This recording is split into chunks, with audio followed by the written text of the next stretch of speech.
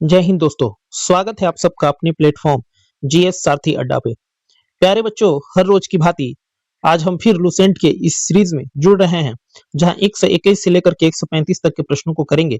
यदि आप नए हैं तो पिछले वाले सीरीज को जरूर देखें और साथ ही साथ चैनल को लाइक शेयर सब्सक्राइब जरूर करें। तो प्यारे बच्चों, आज का पहला प्रश्न आपके सामने है कि 1942 के आंदोलन में डॉक्टर राजेंद्र प्रसाद को किस जेल में कैद रखा गया था। बहुत बढ़िया प्रश्न है। आपको बताना है कि जो 1942 में भारत छोड़ो आंदोलन चल रहा था, उस आंदोलन के समय कई नेताओं को कैद कर लिया गया था और सबको अलग अलग जेल में बंद किया गया था। यहाँ राजेंद्र प्रसाद के बारे में पूछ रहा है कि राजेंद्र प्रसाद को किस जेल में बंद करके रखा गया था। क्या बांकीपुर जेल में रखा गया था, हजारीबाग जेल में रखा गया था, कैंप जेल में रखा गया था, या भागलपुर जेल में रखा गया था।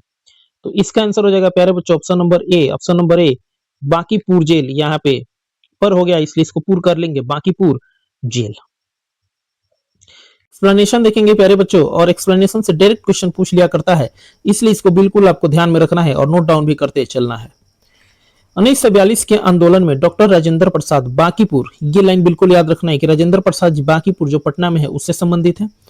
हजारीबाग जेल से पूछ लेता है कि हजारीबाग जेल में कौन संबंधित है या किसे बंद किया गया था, तो जयप्रकाश नारायण का नाम आता है। और जयप्रकाश नारायण जो जेल की दीवार को फांद करके भाग गए थे, बाद में जयप्रकाश नारायण हजारीबाग जेल को क्या करते हैं, तोड़ करके या उसकी दीवार को फांद करके भाग जाते हैं। अगला प्रश्न है प्यारे बच्चों हमारे सामने कि जयप्रकाश नारायण किस पार्टी से जुड़े थे। बहुत बढ़िया प्रश्न है। आपको बताना है, यह बीपीएससी 2008 का प्रश्न है और आपको बताना है कि जयप्रकाश नारायण किस पार्टी से जुड़े थे। क्या जस्टिस पार्टी से जुड़े थे, कम्युनिस्ट पार्टी से जुड़े थे, या सोशलिस्ट पार्टी से जुड़े थे, या किसान सभा से जुड़े थे। तो प्यारे बच्चों इसका आंसर हो जाएगा option number C, socialist party या समाजवादी पार्टी से जुड़े थे। यहां हम देखेंगे, और मैंने अभी बोला कि आपको एक्सप्लेनेशन के एक एक पॉइंट को याद रखना है, क्योंकि यहां से डायरेक्ट एग्जाम में क्वेश्चन बना दिए जाते हैं। वर्ष 1934 में कांग्रेस समाजवादी पार्टी का गठन कांग्रेस के भीतर ही जयप्रकाश नारायण द्वारा किया गया। बहुत बढ़िया। कब किया गया, डायरेक्ट पूछे कि समाजवादी पार्टी या सोशलिस्ट पार्टी की स्थापना कब की गई, तो 1934 में की गई। किसके द्वारा की गई, तो जयप्रकाश नारायण के द्वारा की गई। और इनके सहयोगी कौन कौन थे, तो योगेंद्र शुक्ला जी थे, मीनू मशानी जी थे, और आचार्य नरेंद्र देव जी थे। ठीक है, कभी कभी पूछ देता है, ऐसे भी क्वेश्चन आजकल नए तरीके से बन रहे हैं कि समाजवादी पार्टी में से निम्नलिखित में से कौन सा व्यक्ति जो समाजवादी पार्टी से संबंधित तो नहीं है। अब चार आपको नाम देगा, पांचवा इनमें से कोई नहीं कर देगा, या इनमें से सभी कर देगा, या तीन नाम देगा, चौथा कहेगा इनमें से सभी, या चौथा अलग कर देगा, बताएगा कि कौन नहीं है। ऐसे आप प्रश्नों को देखेंगे और जब तक कंसेप्ट क्लियर नहीं होगा ऐसे प्रश्न आपसे नहीं बनेंगे। ठीक है, अगले प्रश्न की तरफ बढ़ते हैं, और अगला प्रश्न है हमारा सूची 1 को सूची 2 से मिलान करना है। बस जगह है और एक जगह प्रांत है, उसको मिला देना है। तो बारदोली कहाँ है, तो बारदोली गुजरात में है, बारदोली गुजरात में है, गुजरात 2 हो जाएगा। चौरा चौरी कहाँ है, तो चौरा चौरी गोरखपुर यानी कि उत्तर प्रदेश में है, तो बी का 4 हो जाएगा। यरवदा कहाँ है, तो यरवदा महाराष्ट्र में है, सी का 1 हो जाएगा। और नोआखली कहाँ है, तो पश्चिम बंगाल में है, इसलिए ए का 2, ए का 2, बी का 4, सी का 1 और डी का 3 हो जाएगा। तो प्यारे बच्चों इसका आंसर हो जाएगा option number B, option number B.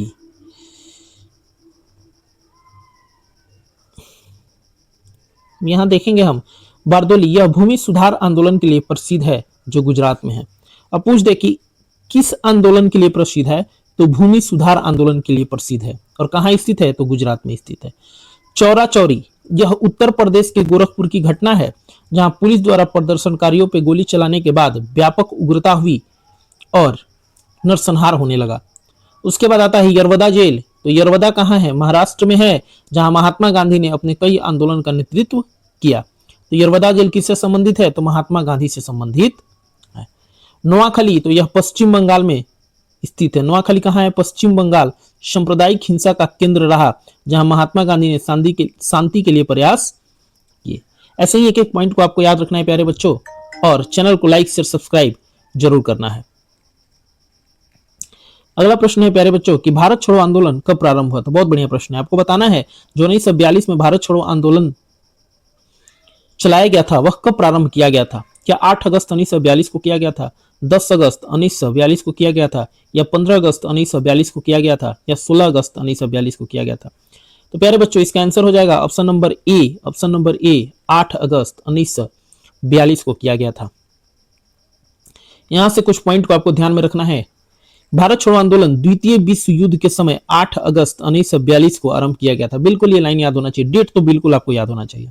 यह एक आंदोलन था जिसका लक्ष्य भारत से ब्रिटिश साम्राज्य को समाप्त करना था। भारत से ब्रिटिश साम्राज्य को समाप्त करना इसका लक्ष्य था। अगले प्रश्न की तरफ बढ़ेंगे प्यारे बच्चों, और अगला प्रश्न है हमारा कि वर्ष 1946 में आजाद हिंद फौज के लाल किले में दिल्ली के मुकदमे की पैरवी निम्नलिखित में से किसने नहीं की थी? बहुत बढ़िया बताना है कि जब आजाद हिंद फौज के कुछ फौजियों ने लाल किले में उग्रता कर दी, सैनिकों की मांगों को लेकर के जब झड़प होती है तो उसमें दिल्ली में मुकदमा चलाया जाता है, और उस मुकदमे की पैरवी करने वाला व्यक्ति कौन नहीं है? तो भूला भाई देसाई भी थे, भूला भाई देसाई जी भी थे, पंडित जवाहरलाल नेहरू जी भी बाद में वकालत करके आते हैं और वो भी उसमें चले जाते हैं, डॉक्टर कैलाश नाथ काटजू भी थे, और इसमें सरदार वल्लभ भाई पटेल नहीं थे। तो इसलिए इसका आंसर हो जाएगा प्यारे बच्चों ऑप्शन नंबर सी।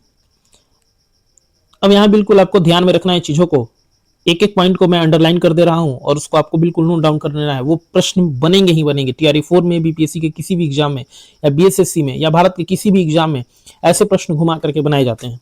भारतीय राष्ट्रीय कांग्रेस ने आजाद हिंद फौज बचाव समिति का गठन किया था।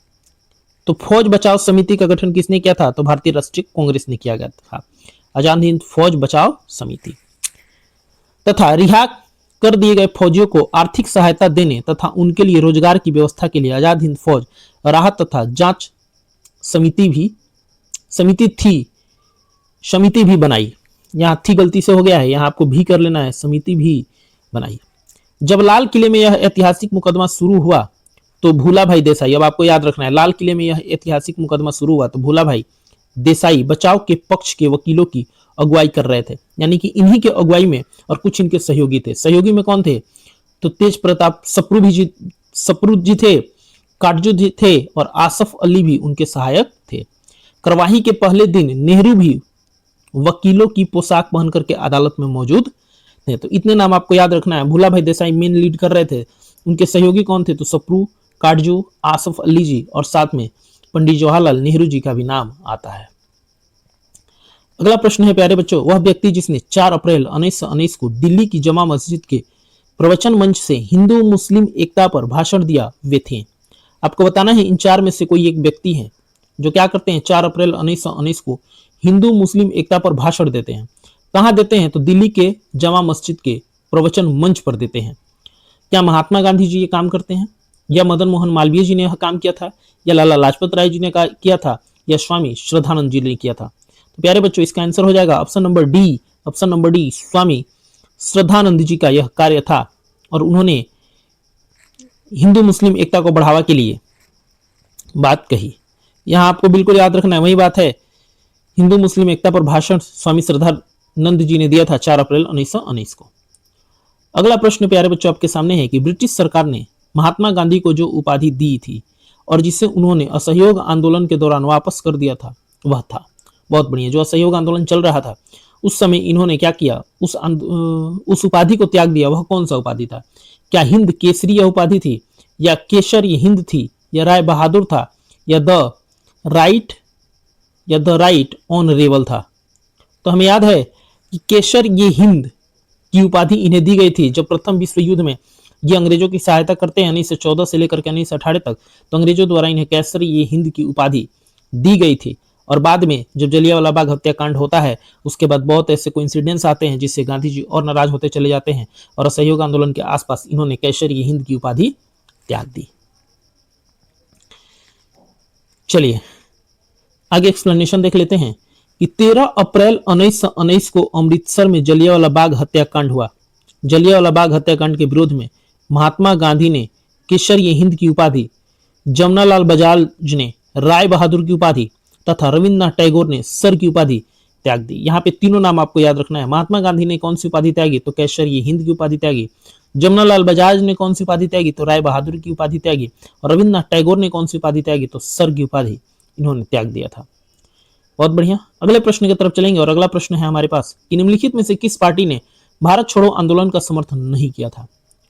ये 4 ऑप्शन आपके सामने और आपको बताना है कि वह कौन सी ऐसी पार्टी है जिसने भारत छोड़ो आंदोलन का समर्थन नहीं किया था। क्या यह हिंदू महासभा ने किया था यह काम, या कम्युनिस्ट पार्टी ऑफ इंडिया ने किया था यह काम, या यूनियनिस्ट पार्टी ऑफ पंजाब ने यह काम किया था, या इनमें से सभी थे? तो प्यारे बच्चों, इसका आंसर हो जाएगा इनमें से सभी, यानी कि इनमें से कोई ऐसा व्यक्ति नहीं था, कोई ऐसी सभा नहीं थी जिसने भारत छोड़ो आंदोलन का सपोर्ट किया था। एक्सप्लेनेशन देखेंगे हम। भारत छोड़ो आंदोलन के दौरान Hindu Mahasabha, communist party, Hindu Mahasabha, communist party of India और यूनियनिस्ट पार्टी ऑफ पंजाब ने इस आंदोलन का समर्थन नहीं किया था। इन सभी दलों ने अपनी अलग अलग राजनीतिक रणनीतियों और विचारधाराओं के कारण आंदोलन का विरोध भी किया। इसका मतलब यह हुआ प्यारे बच्चों कि ये जितनी सभाएं थी, ये जितने पार्टियां थी, इन सबका अपना अलग अलग मत था, अलग अलग विचार था। इस वजह से इन लोगों ने भारत छोड़ो आंदोलन का सपोर्ट नहीं किया और अपने अपने विचार पे अपने अपने विचारों को प्रस्तुत करते चले गए और अपनी अपनी वक्तव्य को वहां रखते चले गए। तो इसीलिए याद रखना है कि इन तीनों में से किसी ने भी इसका सपोर्ट नहीं किया था। अगले प्रश्न की तरफ बढ़ते हैं और अगला प्रश्न है हमारा, अगला प्रश्न है कि निम्नलिखित को कालक्रमानुसार व्यवस्थित कीजिए और सही उत्तर का चयन नीचे दिए गए कूट से कीजिए। आपके पास ये 4 ऑप्शन है और इन चारों को सुव्यवस्थित कर देना है कि यह घटना कब हुई थी। असहयोग आंदोलन, तो हम सबसे पहले यहाँ लिख लेते हैं, अगर हमें याद है तो हम आसानी से कर लेंगे। यह 1920 की घटना है, 1920 की घटना है। सविनय अवज्ञा आंदोलन 1930 की घटना है, 1930 की घटना है। खिलाफत आंदोलन 1918 में यह घटना हुई थी और भारत छोड़ो आंदोलन 1942 की घटना है। तो हम सबसे पहले देखेंगे खिलाफत आंदोलन, फिर असहयोग आंदोलन, फिर सविनय अवज्ञा आंदोलन, यानी कि 3 1 2 4, 3 1 2 4, 3 1 2 4, यानी कि ऑप्शन नंबर सी इसका आंसर हो जाएगा। ऑप्शन नंबर सी इसका आंसर हो जाएगा। यहाँ खिलाफत आंदोलन 1919 से या 1918 से 1924 तक चला था। असहयोग आंदोलन 1920 से 1922 तक चला था। सविनय अवज्ञा आंदोलन 1930 से 1934 तक चला था और भारत छोड़ो आंदोलन 1942 में प्रारंभ हुआ था और वह डेट था 8 अगस्त। बिल्कुल चीजों को आपको ध्यान में रखना है। और यदि आपने अभी तक चैनल को लाइक शेयर सब्सक्राइब नहीं किया है तो सबसे पहले आपको चैनल को लाइक शेयर सब्सक्राइब करना है ताकि सबसे पहले नोटिफिकेशन आपके पास पहुंचे और आप अपनी सफलता के मार्ग को सुनिश्चित कर सके, आप अपना परचम झंडा एग्जाम में लहरा करके आ सके। अगला प्रश्न है प्यारे बच्चों, कथन दिया हुआ है और उसका निष्कर्ष दिया हुआ है। कथन ये कह रहा है कि 1928 में लाहौर में लाला लाजपत राय के नेतृत्व में साइमन कमीशन का विरोध आयोजित किया गया था। बहुत बढ़िया, बिल्कुल सही बात है, उन्होंने किया था और इन्होंने नारा दिया साइमन गो बैक, यानी कि साइमन वापस जाओ, और सेंडर्स द्वारा इनके सर पे लाठी से प्रहार किया जाता है और उसी समय इनकी मृत्यु हो जाती है। अब कारण है कि साइमन कमीशन में एक भी भारतीय सदस्य नहीं था, यह भी सही बात है। यह विरोध इसीलिए हो रहा था क्योंकि इसमें एक भी भारतीय सदस्य नहीं था और इस साइमन कमीशन को व्हाइट मैन कमिटी कहा जाने लगा भारतीयों द्वारा, क्योंकि इसमें एक भी भारतीय नहीं था। तो ये सही है और इसका कारण आर भी सही है और आर जो है ए की सही स्पष्टीकरण है, इसलिए इसका आंसर हो जाएगा प्यारे बच्चों option number A, option number A. Explanation की तरफ देखेंगे, बात वही है लेकिन फिर हम एक बार देखते हैं कि साइमन कमीशन जिसका गठन नवंबर 1927 में लंदन में किया गया था। बार बार यह प्रश्न हमें मिला है और एक्सप्लेनेशन में भी हमने बार बार इसको किया है। जो 1928 में पहली बार भारत आया था, पूछता है कि इसका गठन कब किया गया, तो 1927 में किया गया। कहाँ किया गया, तो लंदन में किया गया। यह भारत कब आया, तो 1928 में आया। साइमन कमीशन का गठन 1919 के कारण पूछता है कि किसके एवज में किया गया था, क्यों किया गया था। तो आपको याद रखना है कि इसका गठन 1919 की का जो चेम्सफोर्ड सुधार था उसके सुधारों की जांच के लिए हुआ था और इसके सभी सदस्य अंग्रेज थे, अतः भारत में आयोग का जोरदार विरोध हुआ। अगले प्रश्न की तरफ बढ़ते हैं और अगला प्रश्न है हमारा, व्यक्तिगत सत्याग्रह में विनोबा भावे को प्रथम सत्याग्रही चुना गया था, दूसरा सत्याग्रही कौन थे। यानी कि आपको बताना है कि व्यक्तिगत आंदोलन चलाया गया था कि एक व्यक्ति बैठ जाएगा कहीं, भाषण देगा, लोग आएंगे, जुड़ेंगे, सुनेंगे और चले जाएंगे, और उसका शांतिपूर्वक अंग्रेज हमारे साथ क्या कर रहे हैं, कैसे हम उससे प्रताड़ित हो रहे थे, इन सभी बातों को लोगों को के पास तक पहुंचाना तथा उन्हें जागरूक करना था। तो पहले व्यक्ति जो थे उनका नाम आता है विनोबा भावे। यह भी प्रश्न डायरेक्ट पूछ लिया जाता है कि पहले कौन थे, तो याद रखना है विनोबा भावे। और दूसरे कौन हुआ करते हैं, तो दूसरे होंगे Pandit Jawaharlal Nehru, option number B. Pandit Jawaharlal Nehru, option number B. दोनों याद रखना है, विनोबा भावे प्रथम होंगे और दूसरे व्यक्तिगत सत्याग्रह आंदोलन के नेतृत्व करता पंडित जवाहरलाल नेहरू होंगे। अब यहां हम कवर कर लेंगे थोड़ा सा एक्सप्लेनेशन में कि अखिल भारतीय कांग्रेस समिति द्वारा सितंबर 1940 में व्यक्तिगत सत्याग्रह का प्रस्ताव पारित हुआ। बहुत बढ़िया। कब पारित हुआ, तो 1940 में व्यक्तिगत सत्याग्रह का प्रस्ताव पारित हुआ था। किसके द्वारा किया गया था, तो अखिल भारतीय कांग्रेस समिति के द्वारा किया गया था। दो चीज आपको याद रखना है, सबसे पहले कि किस समिति के द्वारा किया गया, तो अखिल भारतीय कांग्रेस समिति के द्वारा किया गया था। कब किया गया, तो 1940 में किया गया, जिसके प्रथम सत्याग्रही विनोबा भावे थे तथा दूसरे पंडित जवाहरलाल नेहरू थे। अगला प्रश्न हमारे सामने है प्यारे बच्चों कि निम्नलिखित में से किस एक के साथ अरुणा आसफ अली का संबंध भूमिगत कार्यकलापों के महिला संगठनकर्ता के रूप में था। बहुत बढ़िया। वह कौन सा ऐसा आंदोलन है जिसमें अरुणा आसफ अली सक्रिय रूप से आंदोलन का नेतृत्व करती है। और भूमिगत आंदोलन जब चलता है तो हमें पता है, एक बात हम लोगों ने 4 ऑप्शन आपके सामने, एक बार ऑप्शन देख लेते हैं। सविनय अवज्ञा आंदोलन, असहयोग आंदोलन, भारत छोड़ो आंदोलन और स्वदेशी आंदोलन। तो यहाँ ऑप्शन हो जाएगा प्यारे बच्चों option number C, option number C. और हम जानते हैं कि भारत छोड़ो आंदोलन जब शुरू हुआ 8 अगस्त 1942 को, तो ऑपरेशन जीरो आवर के तहत भारत के सभी क्रांतिकारियों को पकड़े जाने लगा और रातों रात कई क्रांतिकारियों को पकड़ करके जेल में डाल दिया गया। और इसके कुछ अन्य क्रांतिकारी जो थे वह छिप जाते हैं और भूमिगत आंदोलन चलाने लगते हैं। उसमें अरुणा आसफ अली का भी नाम आता है। अब यहाँ थोड़ा सा देख लेंगे कि अरुणा आसफ अली, इनका जो जन्म है ये दिया है 1909 में इनका जन्म हुआ था और 1996 में इनकी मृत्यु हो जाती है। भारतीय स्वतंत्रता सेनानी थी। इनका जन्म का नाम अरुणा गांगुली था। ये नाम याद रहता है, कभी कभी पूछ लेता है स्वतंत्रता सेनानी का पुराना नाम या बचपन का नाम। 1942 में भारत छोड़ो आंदोलन के दौरान मुंबई के, ये याद रखना है, मुंबई के ग्वालिया मैदान में कांग्रेस का झंडा फहराने के लिए हमेशा याद किया जाता है। यानी कि ग्वालियर टैंक में किसने कांग्रेस का झंडा फहराया था, तो अरुणा आसफ अली जी ने ही फहराया था। ये भी क्वेश्चन बन जाता है कि भारत छोड़ो आंदोलन के समय मुंबई के ग्वालियर टैंक में वह कौन सा प्रथम व्यक्ति था जिसने कांग्रेस का झंडा फहराया था, तो यह नाम आएगा अरुणा आसफ अली जी का।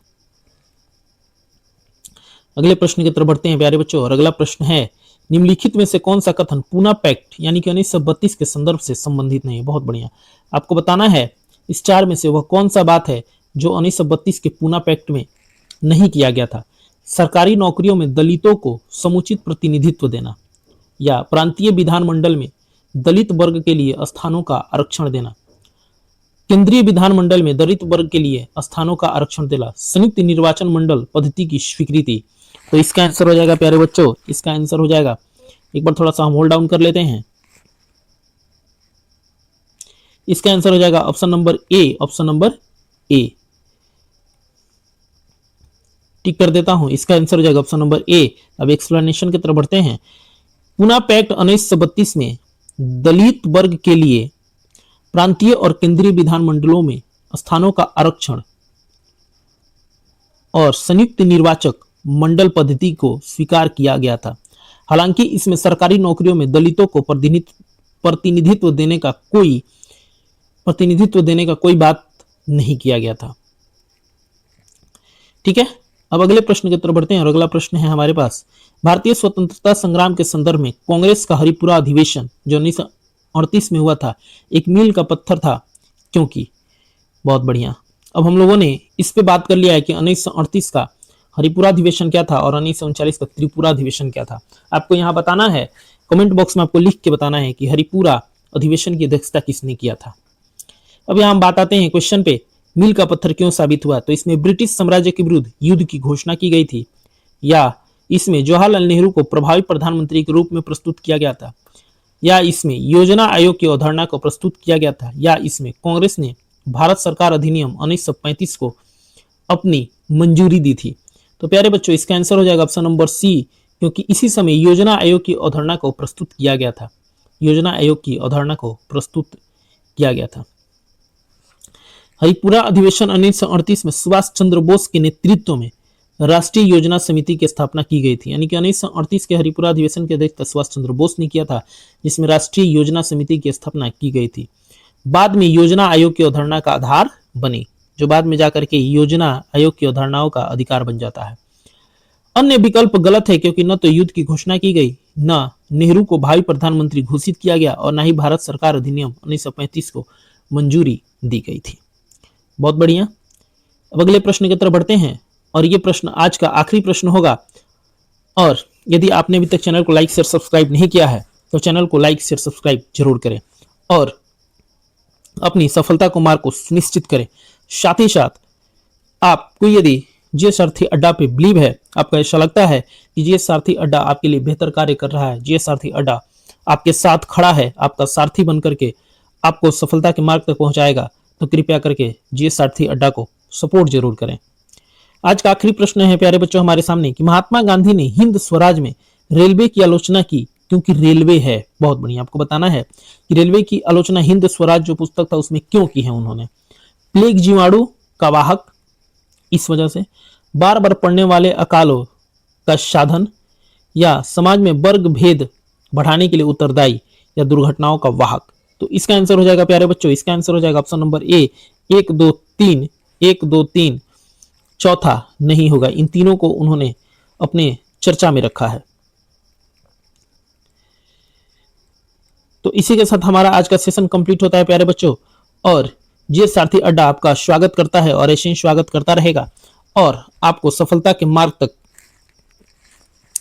जरूर पहुंचाएगा। जब तक आप सफल नहीं होंगे तब तक आपका साथ देता रहेगा जीएस सारथी अड्डा, और ऐसे ही बेहतरीन कंटेंट के साथ आपके साथ जुड़ता रहेगा। यदि आप जीएस सारथी अड्डा से इन सभी प्रश्नों को, इन सभी एक्सप्लेनेशन को, इस मॉडर्न हिस्ट्री को कर लेते हैं तो आपका एक भी प्रश्न नहीं छूटेगा और आप जिस भी एग्जाम में जाएंगे वहां मॉडर्न हिस्ट्री के इस टॉपिक का आप अपना प्रचंड झंडा लहरा करके आएंगे। और जब आएंगे तो आपका कंसेप्ट क्लियर के साथ साथ, कंसेप्ट क्लियर तो होगा ही, साथ में आपका रिजल्ट भी क्लियर हो जाएगा और आपको लगेगा कि जीएस सारथी अड्डा कोई एक ऐसी संस्था है, कोई एक ऐसा इंस्टीट्यूट है, कोई एक ऐसा प्लेटफॉर्म है जहां से हर बच्चों को सही मार्गदर्शन दिया जाता है और सफलता के मार्ग को सुनिश्चित किया जाता है। तो इसी के साथ मैं अपने वाणी को विराम देता हूं। थैंक यू, धन्यवाद। मिलते हैं अगले सेशन में इसी जोश और इसी उम्मीद के साथ कि हमारा सेशन ऐसे ही हर दिन बेहतर होगा और आप सफलता के शिखर तक पहुंचेंगे। Thank you, bye bye.